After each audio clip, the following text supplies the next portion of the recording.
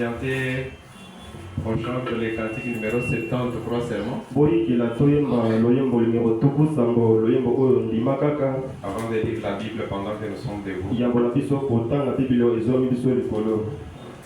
Il est toute chose pour moi. On peut chanter même 2 fois. Ça va nous faire du bien. Il est tout chose, il est tout chose pour moi. Il est tout chose, il est tout chose pour moi. Ah, il est mon père, ma mère, mon frère et ma soeur. Il est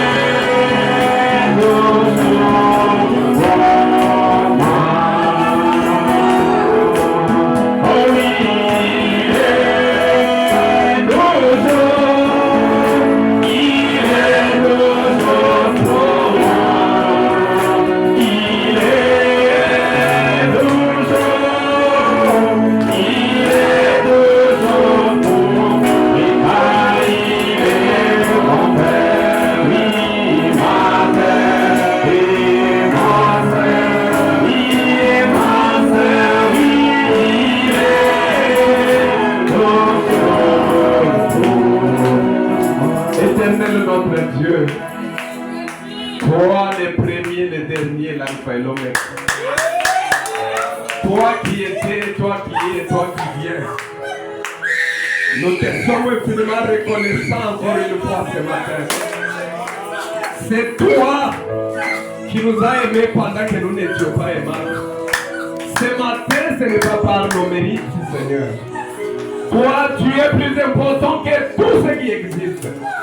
Tu es notre Père, tu es notre mère, tu es notre frère, tu es notre soeur. C'est par ta volonté, c'est par ton propre conseil ce matin, Seigneur, que tu as voulu que nous soyons enseignés. C'est pour cela que nous nous abandonnons à toi. Que ton esprit prenne le contrôle de cet auditoire. Guéris toute personne malade, Seigneur. Avant même que ta parole ne soit proclamée, toi tu nous as guéris par tes maîtrisures. Sur les voies du calvaire, ce n'est même pas la croix que tu nous as guéris. Nous sommes guéris. Amène-nous, Seigneur, dans l'esprit de l'adoration. Nous nous abandonnons à toi entièrement. Nous nous abandonnons, Seigneur, à toi. Nous nous effaçons de la scène. Prends mon frère et ma soeur. Amenez-le dans le lieu céleste en Jésus. Que le besoin de leur guerre trouve la solution ce matin. Dans le précieux nom, celui de notre Seigneur Sauveur Jésus-Christ, nous t'avons ici prié. Amen. Profondeur de la richesse, de la sagesse et de la science de Dieu. Que ses jugements sont insondables. Et que ses voies incompréhensibles. Car qui a connu la pensée du Seigneur? Ou qui a été son conseiller? Puis il a donné les premiers pour qu'il ait à recevoir en retour. C'est de lui, par lui et pour lui que sont toutes choses. À lui la gloire dans tous les siècles. Amen. Vous pouvez vous mettre. Nous avons déjà prié. Je vous espère bien content. Nous sommes gardés dans le nom de Jésus. En parole tout comme en acte, tout ce que nous pouvons faire, faisons-les au nom de Jésus-Christ. Je crois que ce matin, nous allons encore parcourir le message sous ces grands thèmes du Saint-Esprit. Nous sommes sur la partie du mode de vie de l'homme qui a été créé par Dieu. L'homme qui était spirituel, qui a été placé dans l'homme, les corps terrestres, la terre, et l'homme, les serpents, qui était entre l'animal et l'homme. La personne du serpent qui était presque l'homme, dont la possibilité d'être compatible à l'homme a été donnée. Le prophète nous a dit, parce que nous allons aujourd'hui introduire les sous-thèmes, la semence du serpent. Son introduction était déjà depuis le vendredi. Quand nous avons parlé de comment l'homme qui était placé dans les corps était tombé. Alors le prophète nous a dit que le serpent était un homme. Et le diable, Lucifer, connaissait ça.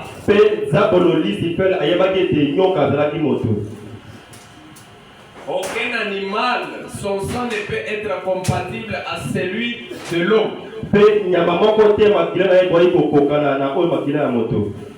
Mais depuis ce temps-là, le serpent ancien était compatible. C'est une espèce qui n'existe plus. Parce que Dieu l'a supprimé. Cette compatibilité qui était connue de Satan. Parce que c'était difficile que Satan aille vers l'homme directement. Satan a trouvé que je dois posséder le serpent. Je dois entrer dans le serpent. Comme le serpent a la possibilité de se retrouver dans la compatibilité avec l'homme, comme ça ma semence sera injectée dans l'humanité. C'est ainsi que l'homme ne pouvait pas tomber, ne pouvait pas être séduit. Satan a trouvé que non, la femme étant le sous-produit de l'homme,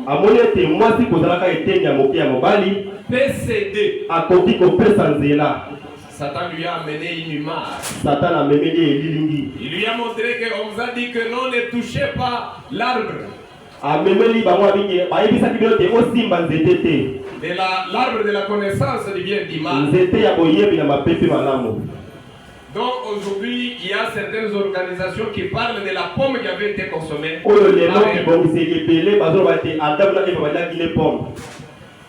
Mais la femme a regardé la parole. Elle a regardé les paroles de l'homme du serpent. La femme a cédé. Elle a mélangé et la parole de Dieu et la parole de l'homme. Elle a obtenu une foi hybride. Et cette foi hybride a donné naissance à un fils appelé Caïn. La Bible appelle Caïn qu'il est du malin. Caïn et Abel, ce sont des jumeaux. Des fois, les hommes de science avaient difficile à comprendre comment expliquer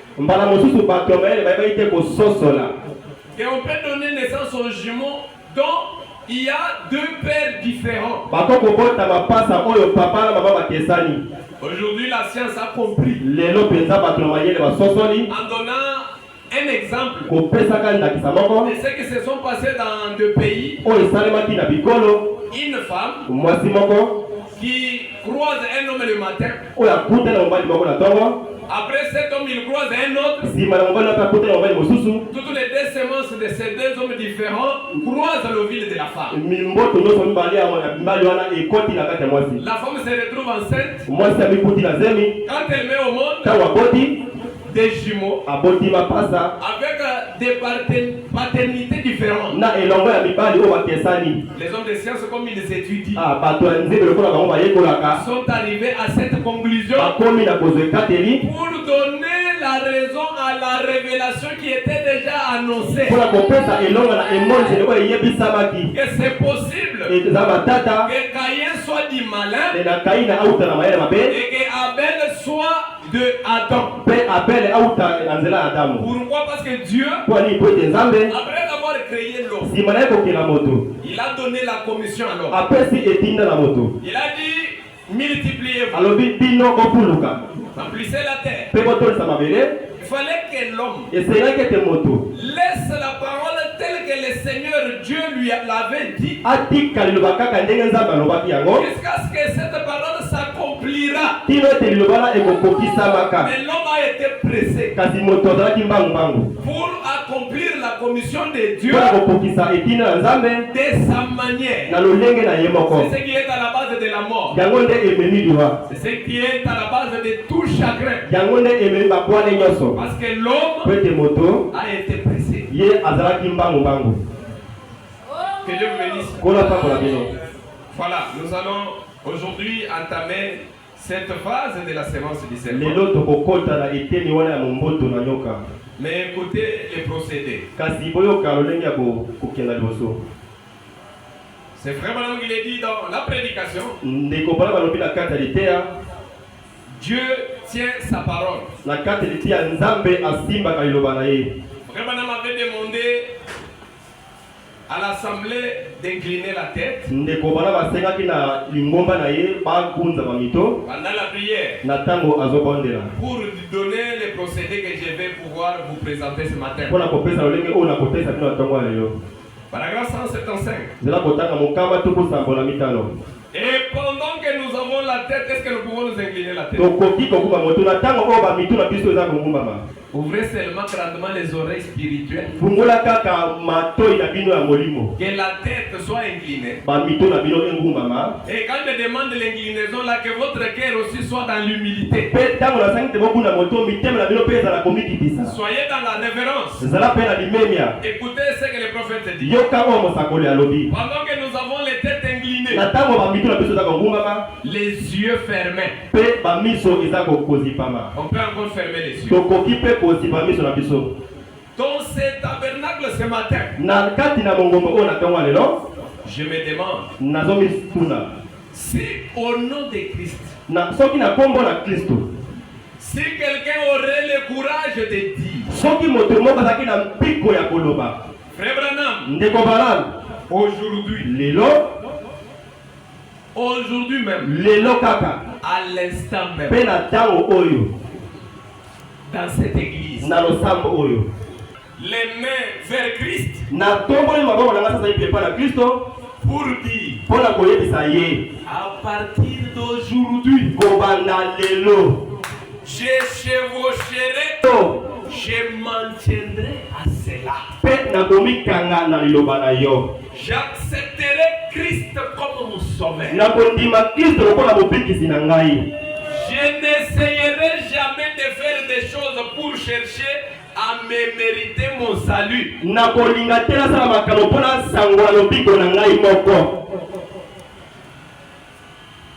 Je n'essayerai jamais de faire des choses pour chercher à mériter mon salut.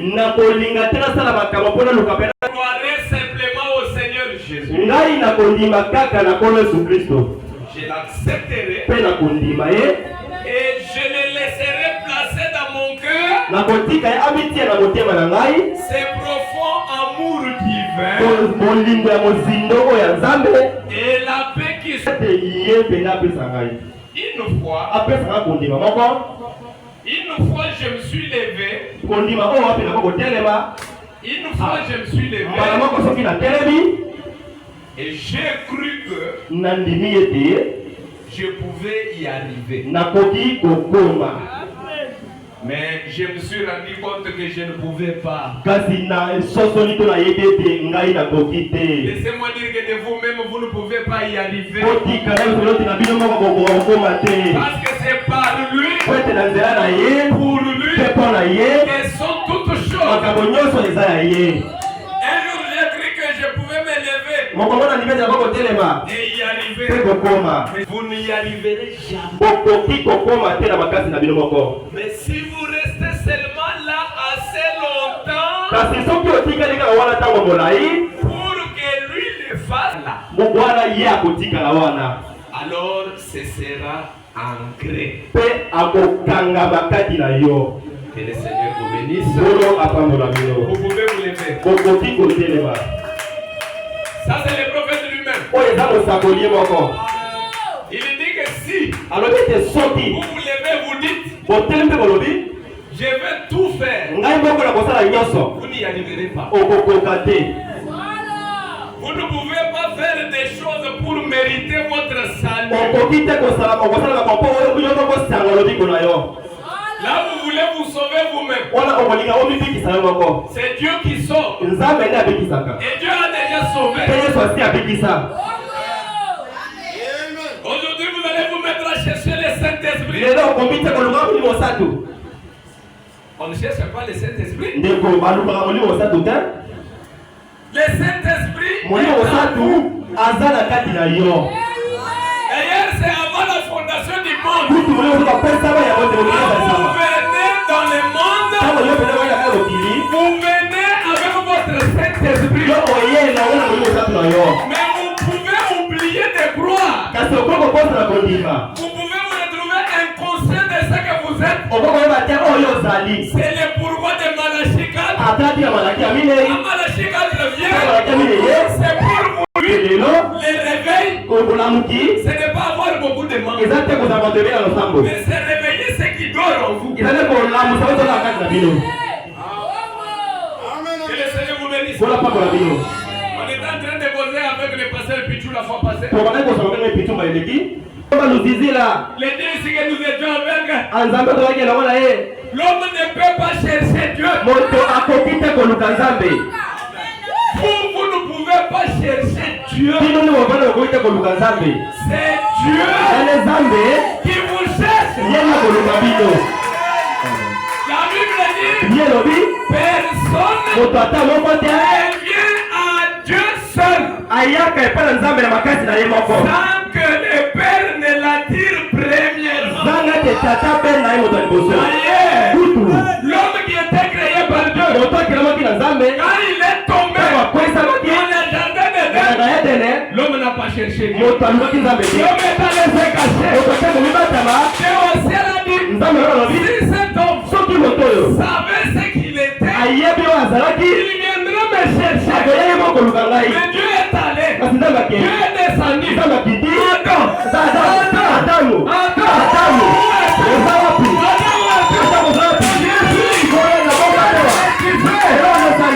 L'homme ne peut pas chercher Dieu.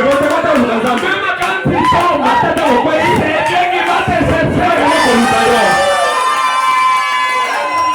Que le Seigneur nous bénisse. Oh, c'est merveilleux.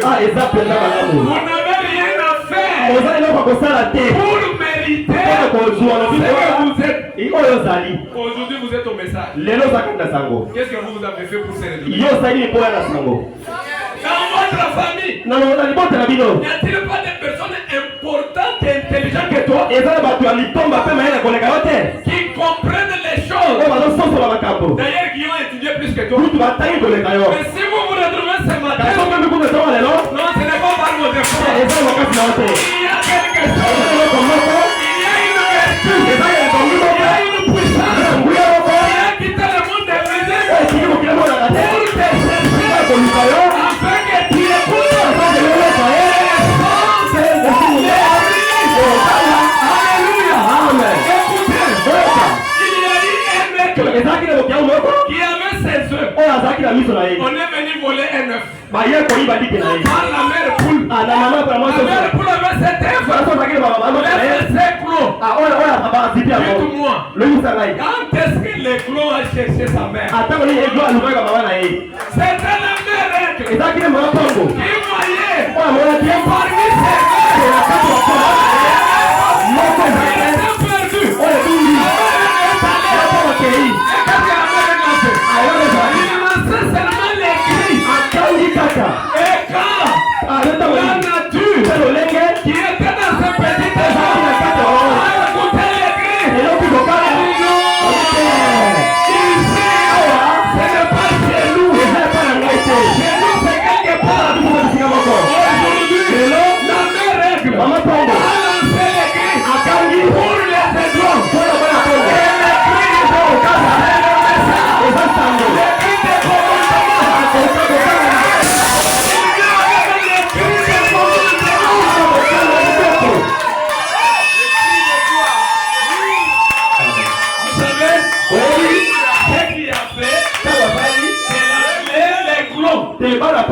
reconnaissent les gris. C'est la nature de l'être. Aujourd'hui, si vous êtes au message, vous dites amen. Des choses difficiles. C'est Dieu lui-même qui dit amen. Sa parole.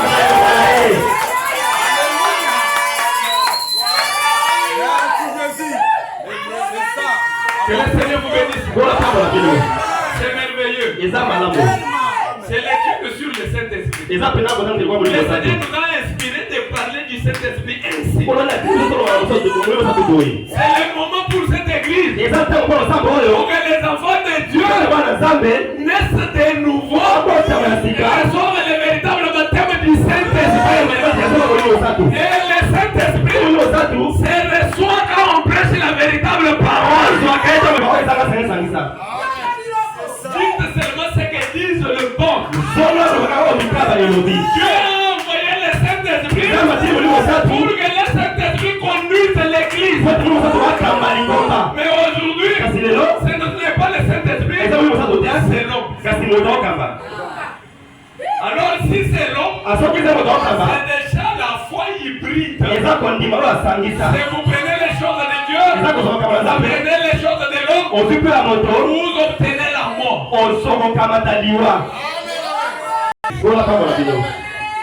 Nous allons maintenant introduire notre sujet avec ce que le prophète a appelé les ridicules des pommiers là.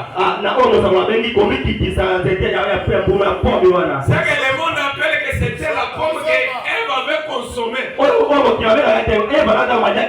Le prophète a dit, voir une chose pareille, c'est ridicule. Nous allons croire à la révélation. Parce qu'aujourd'hui, les prophètes que nous avons reçus, c'est le ainsi dit le Seigneur. Même l'habillement du prophète, c'est l'évangile. Vous savez, avant que Jésus ne vienne pour la première fois, Dieu avait envoyé un prophète avec son style. Le style de ce prophète-là, c'était quoi? Un homme vêtu de peau d'arbre qui ne se lavait pas, qui sentait l'odeur des bêtes sauvages, mais avec un message de la rémission des péchés. Qui pouvait croire au message de Jean-Baptiste, un homme habitué au serpent, toute sa vie, pour que Dieu lui donne une formation particulière. Aujourd'hui, Dieu ne pouvait pas venir comme Jean-Baptiste. Aujourd'hui, c'est un Dieu qui porte les vestes. Aujourd'hui, c'est un Dieu en cravate. Mais avec le message de la restauration. Si vous voyez Dieu dans le style, c'est lui qui croit un prophète en sa qualité. Reçoit la récompense du prophète.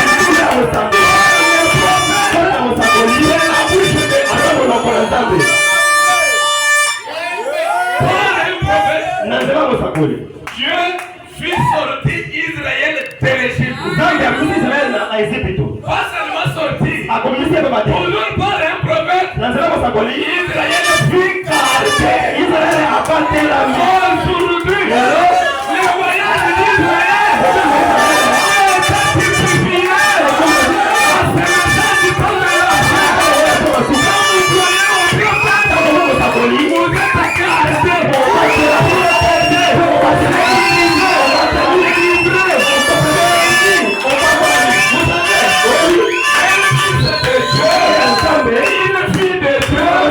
Même si elle est dans un état déchu, elle est toujours fille et fils spirituel.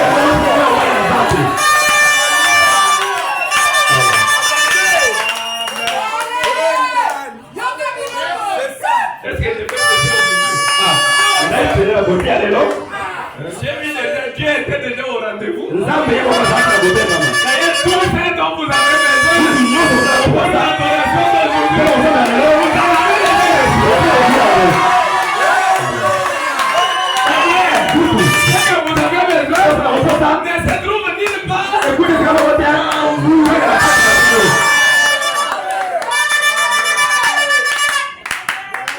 Nous sommes au temps des adultes.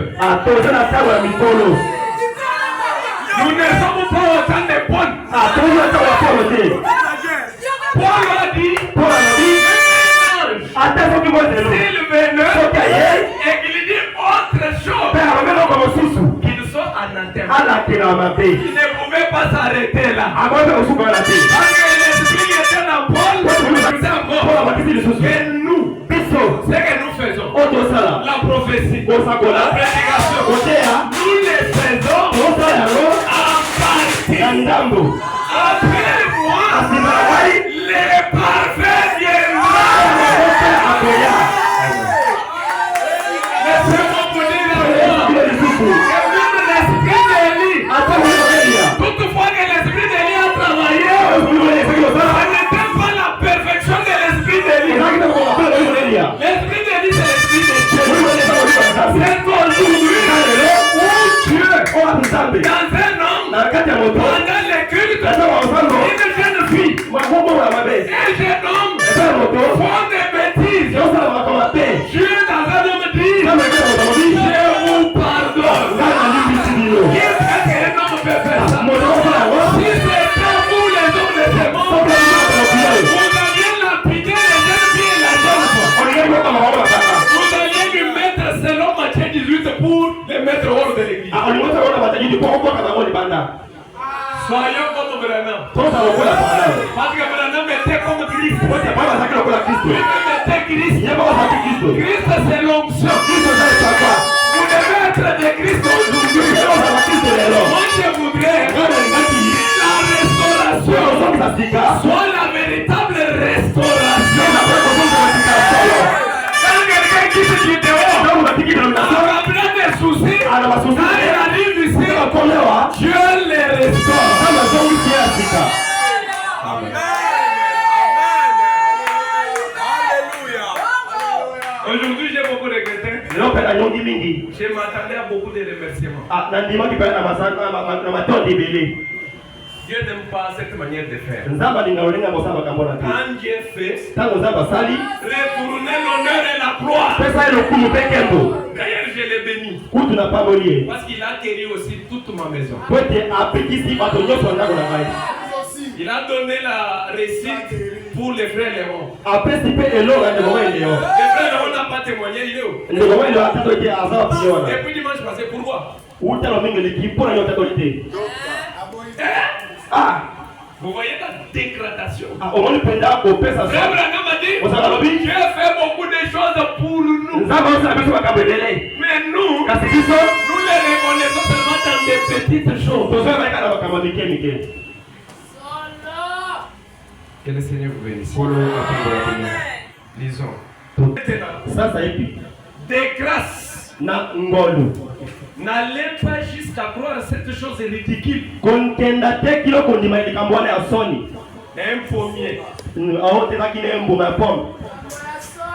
Un pommier C'était à pomme. Comme je l'ai souvent dit, Le quoi le matin si le fait de manger des pommes la pomme a fait prendre conscience et si aux femmes qu'elles étaient nues. On ferait encore de même pour passer les pommes aujourd'hui. Je ne l'ai dit pas pour être impoli. Mais je l'ai dit pour que ces points-là soient bien compris. Que c'est la vérité. Il ne s'agissait pas de pommes. Ne nous donnons pas dans le ridicule à ces points-là. Il ne s'agissait pas d'un pommier. Mais ramenons cela à un autre arbre. Pour faire ressortir ça et en arriver à l'objectif de notre sujet. Ramenons ça à l'arbre de la foi. Qu'Ève aurait pris de l'arbre des femmes. C'est lui de l'incrédulité. Ne touchez pas à cet arbre. C'était ça la parole de Dieu. C'était la question de la foi. Mais qu'est-ce qu'Ève a fait? Il a touché. Le fait de toucher à l'arbre défendu, c'était l'incrédulité à la parole de Dieu. Alors nous pourrons faire ressortir notre sujet. Il s'agissait de la foi.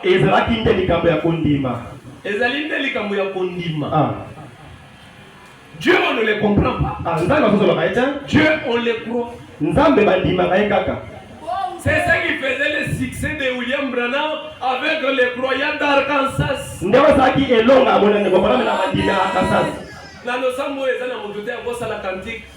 Avec les croyants d'Arkansas. Les croyants d'Arkansas, ils ne cherchaient pas à comprendre. William Branham, non. Quand il dit le même Elohim qui s'est retrouvé chez Abraham est ici maintenant devant moi. Les croyants d'Arkansas disaient Amen. Qu'est-ce qu'Elohim a fait? Elohim a rajeuni Abraham et sa femme.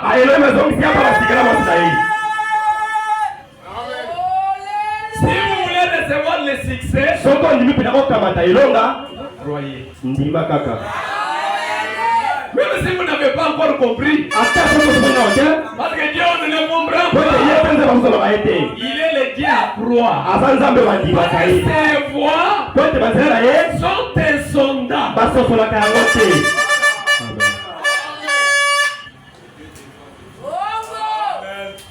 Dans l'Ancien Testament, si l'homme péchait, il fallait que cet homme meure. Mais Dieu avait prévu un moyen avec lequel, quand l'homme péchait, pouvait être expié, pouvait recevoir son expiation, c'est-à-dire échapper à la mort. Dieu avait prévu. Dieu avait prévu qu'au lieu que l'homme meure, mais que les bêtes meurent à la place de l'homme. C'est pour cela que l'homme péchait, il fallait que l'homme vienne adorer. Or, pour adorer, vous devez être propre. Pour être propre, il fallait donner quelque chose. C'était les bêtes, les chèvres et les boucs. Mais les sangs des boucs, les boucs qui prenaient la place des hommes pécheurs, ne pouvaient pas ôter le péché de l'homme. Ça pouvait seulement ouvrir ces makilata baba kozipa kaka. Mais aujourd'hui, Kasi lelo nous avons une sacrificature toza pe na botumika moko. pas selon l'ordre d'Aaron, Koleza matela molongo ya Alona. selon l'ordre de Kasi Melchisedec. koza molongo ya Melchisedek. Une sacrificature à perpétuité, Kolimbisa pena oyo ebongisama. selon laquelle ce n'est pas la bête, Po ezali solo banyama te.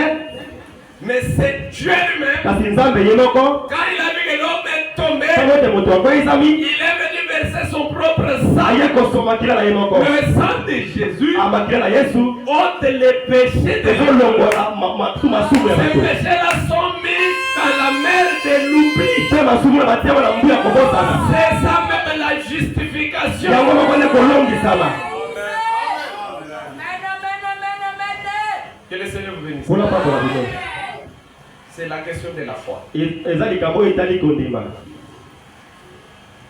Dieu avait dit que telle et telle chose allait arriver. Nzambe alobaki eloko boye mpe eloko boye ekokomaka. La commission, c'était mettre au monde. Etini ezalaki kobota. Frère Branham dit, Mosaka alobi elle aurait dû laisser ça tel quel. ye ne wane kotika moko lolenge yango Il ekelamaki. fallait que laisse cette commission comme le Seigneur l'avait dit. ezalaki ewatika etinaka nzambe ndenge nzambe alakaki yango. Elle aurait dû y croire tel que Dieu l'avait dit. alingai kondima yango kaka ndenge nzambe alobaki.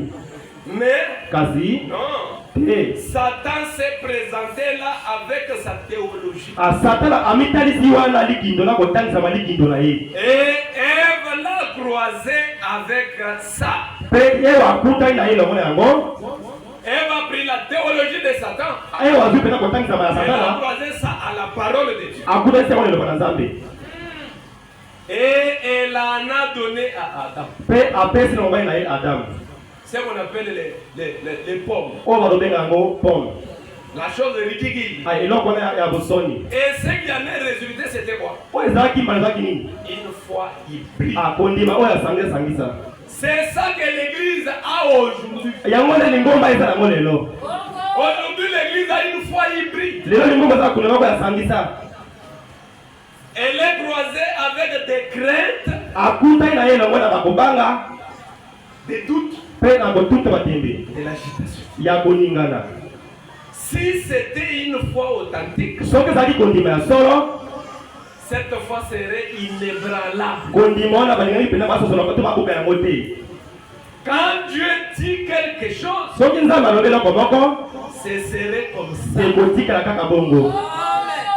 Mais, Kasi voyez-vous, bomoni elle l'a croisé avec ça. akutani na longo yango. Elle a pris ce que Dieu avait dit Azwi oyo nzambe alobaki. et ce que Satan avait dit. Pe oyo Satana alobaki. Elle a mélangé ça ensemble. Asangisi yango esika moko. Elle a dit, Alobi voilà, c'est ça. atala yango oyo. C'est comme ça que beaucoup de gens agissent aujourd'hui. Kaka bongo nde bato ebele baosala lelo. Voyez-vous, Bomoni ils prennent ce que la Bible dit bazokamata oyo bibili elobi. et ce que l'homme dit. Pe oyo moto alobi. Ce qui produit une foi hybride. Oyo ezobota kondima ya sangisa. À ce moment-là, Na ntango wana il ramène cela. azozongisa yango. Oh, avec ça, Oyo elongo na yango on a une très belle église. toza na lingomba moko ya kitoko. Les hommes prennent ce que les hommes disent et ce que la Bible dit, ils entremêlagent, ils ont des belles églises. Bato bazozwa oyo bato olobi bibili elobi bazozwa baokamata masambo ya kitoko. Ils croient que la beauté de l'église, c'est ça. Bazolima ete kitoko longo na lingomba eza yango. Ne comprenant pas d'où vient la beauté. Kosotola te bipeyo biko kitoko zouta. C'est sûr. Esikisami. Une belle église Losambo ya kitoko. obtenue par l'hybridation de la foi. Oyo ezwi na kondima asangisa. Mais il n'y a pas de vie dedans. Kasi bomo eza na kati na yango te. Même si vous avez une parcelle bien construite avec beaucoup de membres, Ata soki ozala lokoko moko etongami kitoko. pour qu'il y ait la vie, Po ete bongo eza kati na yango. croyez seulement à ce que la Bible dit. Ndimaka na oyo bibili elobi. Et la Bible à laquelle on ne peut ni ajouter ni retrancher, Pe ndima na bibili oyo toolonga te kokasa c'est te. le prophète de l'air. Eza mosango na ntango. Cette église, pas de vie, elle est morte. morte. Malgré la beauté. Parce que dans cette église, il y a une foi hybride. Oh, je crois vraiment que Dieu l'a été. Oui. Mais aujourd'hui, c'est ce que les gens disent. Écoutez la foi hybride. Les gens dans une église, ils ont des problèmes. Ils ont des maladies. Ils quittent la maison. Ils laissent tout. Des fois, les assiettes non nettoyées. Quand ils viennent à l'église, on prêche l'évangile qui délivre et qui guérit. Est-ce que la foi hybride dit? Non, c'est ce que Dieu a été. Non, Dieu n'a pas été. Dieu, il est le Jésus. Le Jésus n'est pas au passé, n'est plus au futur. Dieu est avec nous ici. Il fait les mêmes choses qu'il avait faites. Oh, je crois que Dieu l'a été. Oui, mais aujourd'hui, il n'est plus un guérisseur. Ça, c'est une foi hybride. Je crois qu'il a donné le Saint-Esprit aux pentecôtistes. Là-bas, le jour de la Pentecôte. Oh, mais ce n'est plus pour aujourd'hui.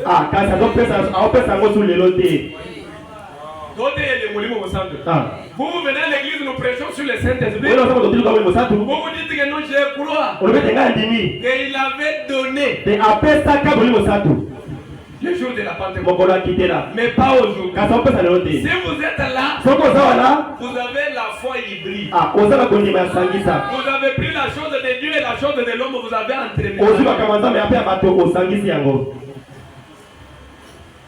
Une foi hybride condamnée par Dieu qui ne vaut rien. Tenez-vous loin de ça. Cette foi hybride est mauvaise. Elle fait entrer des doutes. Peut-être que j'irai et que je serai guéri. Ça, c'est une foi hybride. Sur le Saint-Esprit,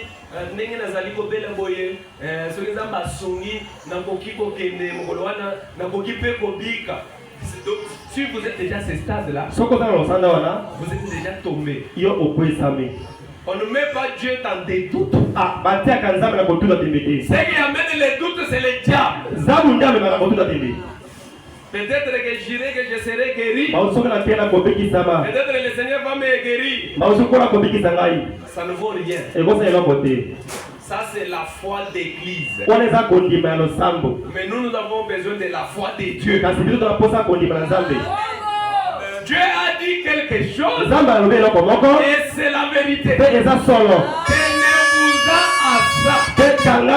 Amen. Oh, je voudrais que mes paroles soient écrites avec un birin de fer.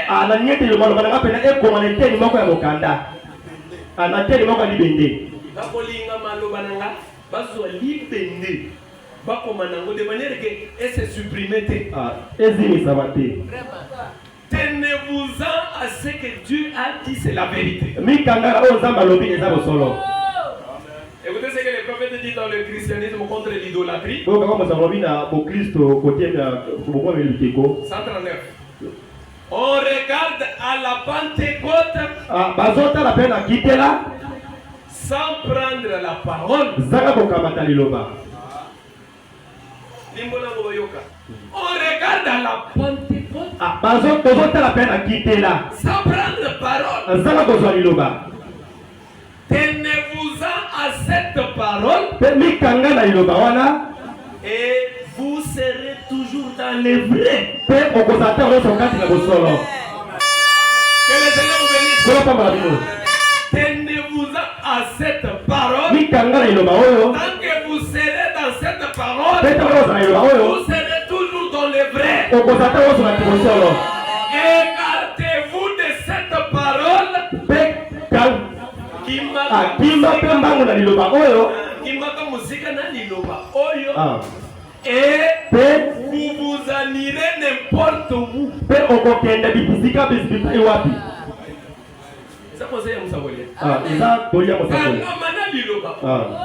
C'est-à-dire quoi? Pendant que tu es sur la terre. Même à l'église, même chez vous à la maison. Même en dehors de chez vous, dans vos causeries, dans vos planifications, dans vos actions, faites selon ce que la parole de Dieu dit. Et tant que vous serez toujours dans la parole, vous êtes toujours dans les vrais. Vous savez que Dieu confirme la foi de celui qui croit.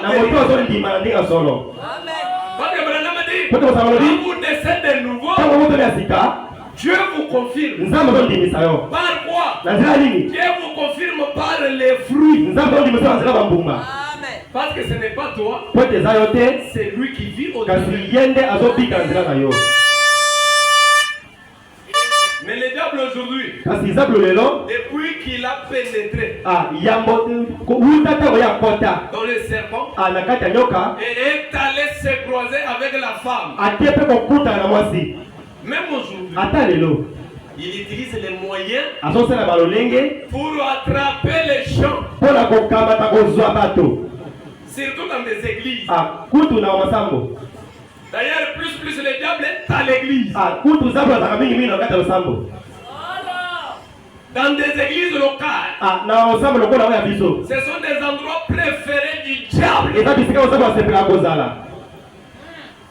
Aujourd'hui, on a difficile à distinguer une chrétienne et un chrétien d'avec le monde.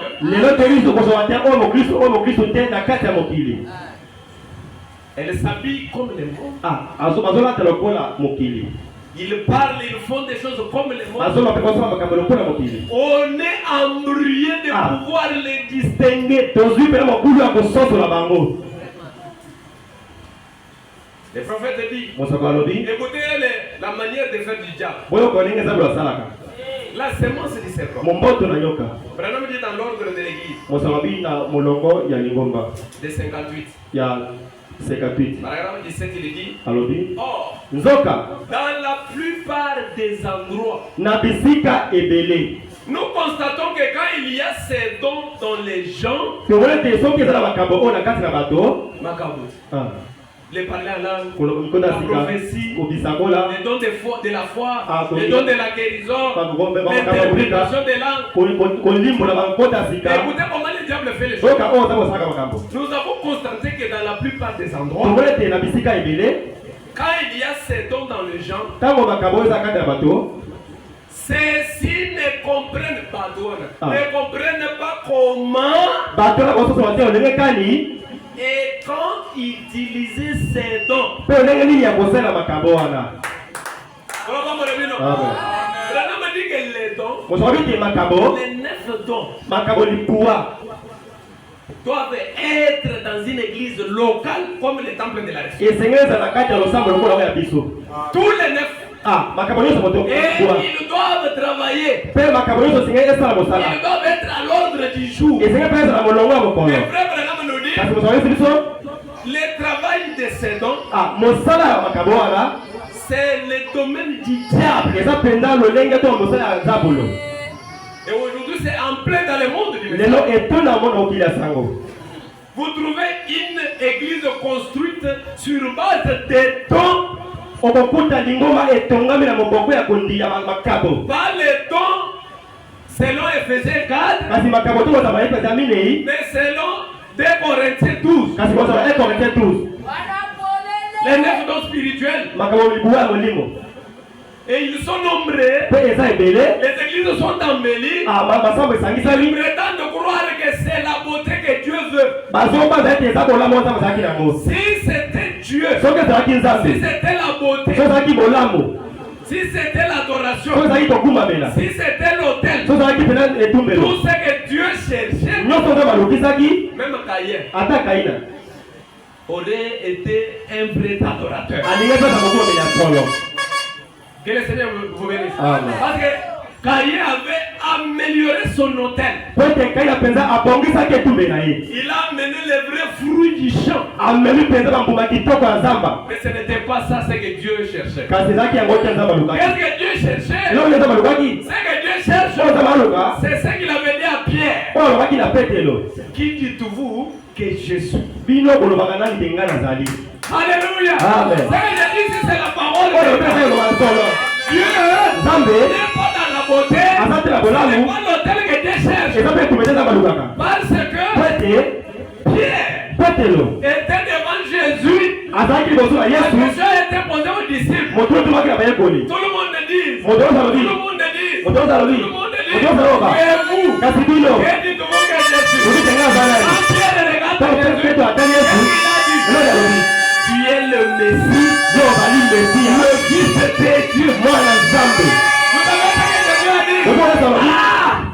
Pierre, ça, ce n'est pas le sang, ce n'est pas la chair, ça c'est mon Père qui t'a révélé. Pierre, laisse-moi te dire, sur cette pierre, j'ai bâti mon église. Cette pierre-là, c'était moi. C'était la révélation de qui Jésus était. Ce que Dieu veut, ce n'est pas l'autel, ce n'est pas l'offrande, mais c'est la révélation. Et cette révélation, c'est de savoir qui est Malachika, qui est lui du 7 30, qui est Zacharie 14. Parce que les véritables adorateurs, ils adoreront en vérité et en esprit. Quand nous parlons de la semence du serpent, c'est l'adoration. Parce que chaque soir, Adam et Ève pouvaient se retrouver à la cathédrale pour adorer Dieu. Et vraiment, quand ils adoraient, Dieu tendait sa main. Adam et Ève dormaient dans la main de Dieu. Si vous êtes un véritable adorateur, vous êtes dans la main de Dieu. Or, la main de Dieu a des couches. Il y a les 24 vieillards. Il y a les chérubins. Donc, pour arriver là où vous êtes, il faut d'abord que Dieu soit détruit. Qui peut détruire Dieu? Ce que l'homme avait perdu à la chute, c'était cette relation-là. C'était cette communion-là. C'était la véritable adoration. Écoutez ce que je veux dire. Ceux-ci ne comprennent pas comment et quand utiliser ces dons. Comprendre comment et quand utiliser les dons dans l'église. Et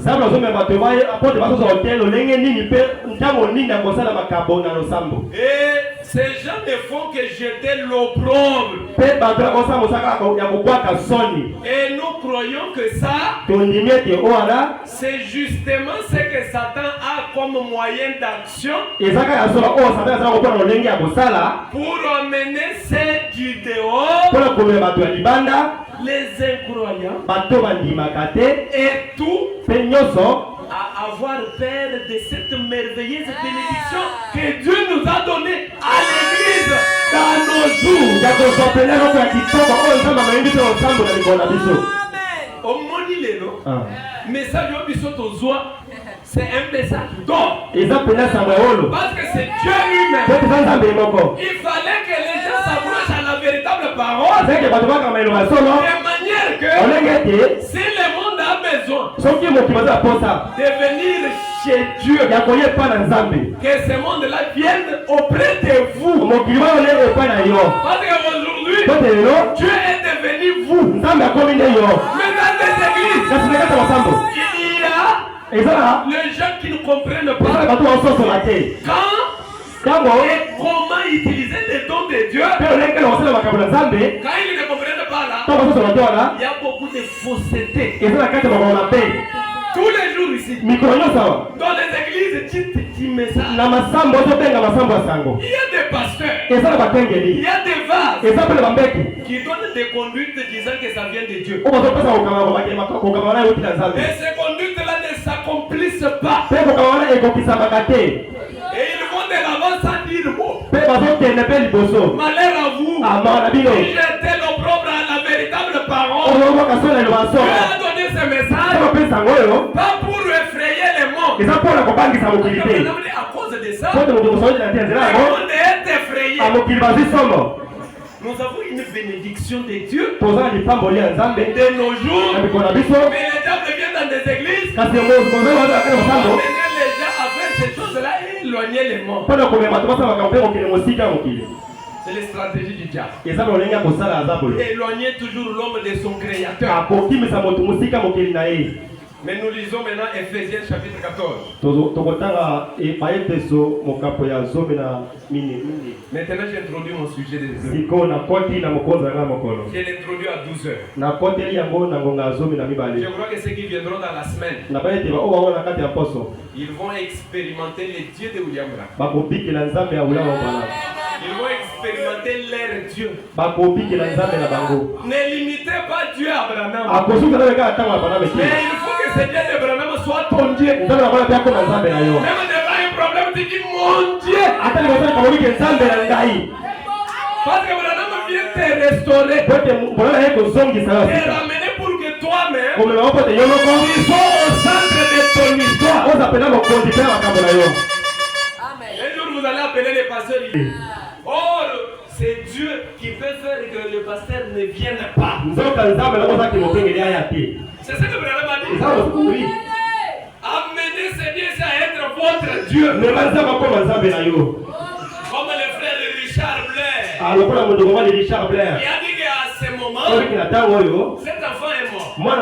Électrocuté. C'est déjà un problème.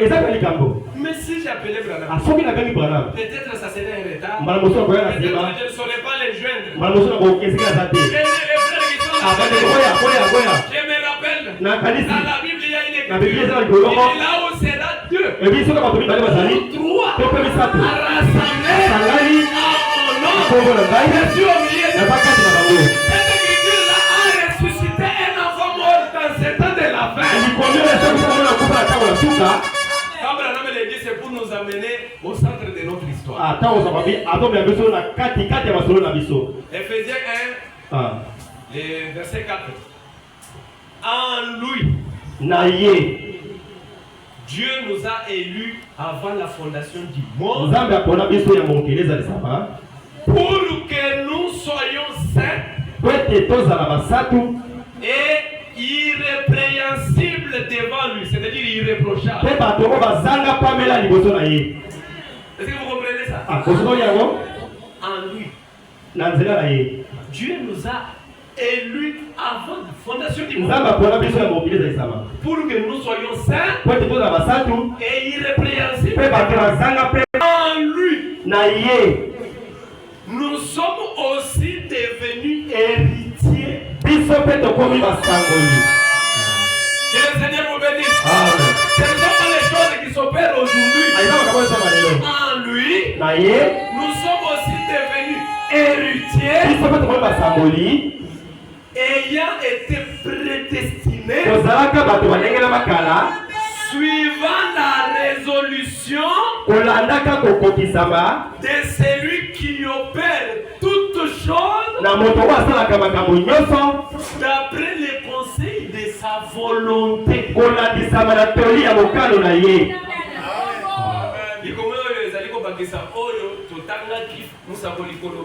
La Bible dit qu'il n'a pas de... La résolution de celui qui opère toutes choses d'après les conseils de sa volonté. C'est pour dire qu'il est souverain avant la fondation du monde. Montre-nous les pères et cela nous suffit. Nous sommes en train d'aller vers la fin.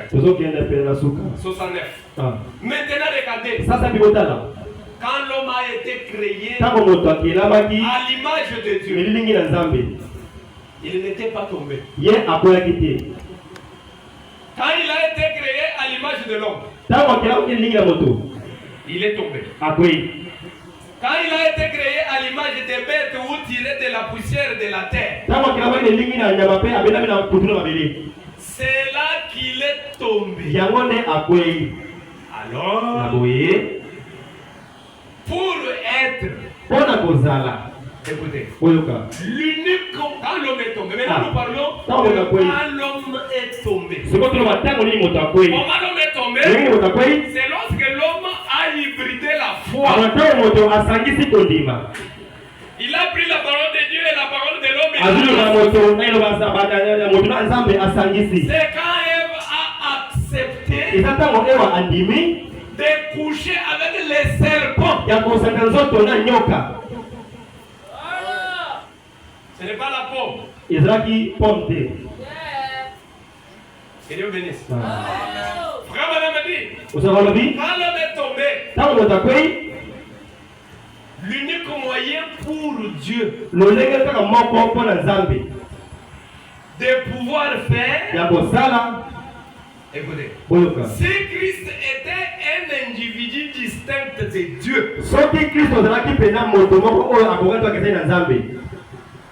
alors Dieu ne serait pas juste. Est-ce que vous savez cela? Ce qui Christ azalaki mutu mususu libanda ya Nzambe, Nzambe alingaki azala sembo te. Parce que tango mutu akwei, il fallait baya kolamusa mutu. Or, mpona kosembola kotelemisa mutu, il fallait la justice de Dieu. Pour que Dieu soit juste, il ne pouvait pas envoyer un ange pour relever l'eau. Il fallait que lui-même, parce que pour relever l'eau, d'ailleurs d'après la loi, c'est la rédemption. Quand on est tombé, quand on a perdu son héritage, il faut racheter la personne de cette chute. Quand Naomi est allée à Moab, il a perdu tout. Son mari avait tout perdu. Comme héritage, en tant que juif, comme il a quitté son pays pour aller dans un pays étranger, Dieu l'a sanctionné. Son mari, Naomi s'est retrouvée seule. Il a trouvé que non, ça, c'est le salaire du fait que j'ai quitté mon pays. Notre pays, le pays sécurise. C'est ce que je vous ai dit. Que c'est pas les prophètes. Mon pays, j'ai tout perdu. La solution c'est quoi? Je dois rentrer. Et notre pays, dans lequel nous sommes protégés, c'est le message de la vie. Si vous vous retrouvez en dehors du message, il n'y a pas de succès. En dehors du message, il n'y a pas la vie. Il n'y a que la mort. En dehors du pays où était Naomi, il n'était que la mort de tous ses enfants. Rentrez. Que Dieu vous bénisse. L'homme avait la juridiction. Dieu lui avait donné la terre. Mais l'homme a perdu sa juridiction. L'homme est tombé. Il fallait ramener l'homme. Or, d'après la loi et la rédemption, pour ramener l'homme. Parce que regardez quand Naomi est rentrée, il fallait Boaz, qui était son parent. Il fallait que Boaz fasse tout pour ramener ses derniers. Et quand l'homme est tombé, pour que l'homme soit relevé,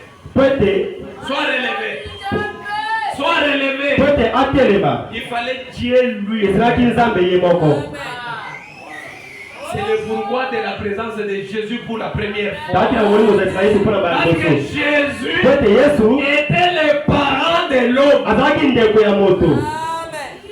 Il y avait le grand esprit. Ezalaki na mwalimu monene. Il y a eu Jésus. Ezalaki na Yesu. Le logos. Logos. Et il y a eu l'homme. Mpe ezalaki na moto. Comme l'homme est tombé, Lokola moto akwaki, il faut les parents. ezalaki ndeko na ye. C'est lui qui est prêt. Moto apenda Il ye. vient de les ramener. Aïe, après, C'est pour quoi, cela aïe. il fallait Ati esengelaki les logos, Logos. la divinité, Nzambe. viennent sur la Aya terre na mokili. en service Na mosala. pour nous nourrir, Mpona kokufa. afin de ramener l'homme. Mpona kozongisa moto. Le calvaire a une importance pour nous. Ah, ekulusu eza litomba mpona biso. Ni t'étais le Soki calvaire, ezalaki ekulusu te, Branham ne serait pas là. moto ayebana ngai kozala te. Branham dit, Mwana moto balobi, c'est à cause de Branham eza na ntina ya moto alobana, qu'il y a eu le te calvaire. ekulusu ezalaki.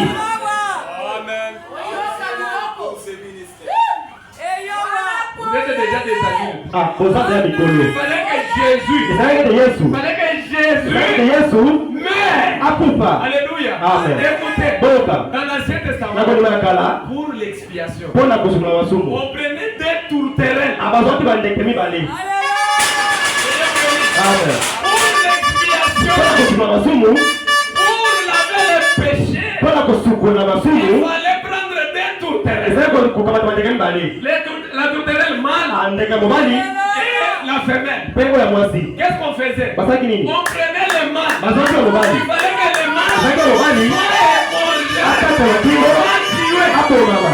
même s'il est tué, Akata na mobali, cela n'opérait pas l'expiation. yango mpe ezalaki kosunga masumu te ya.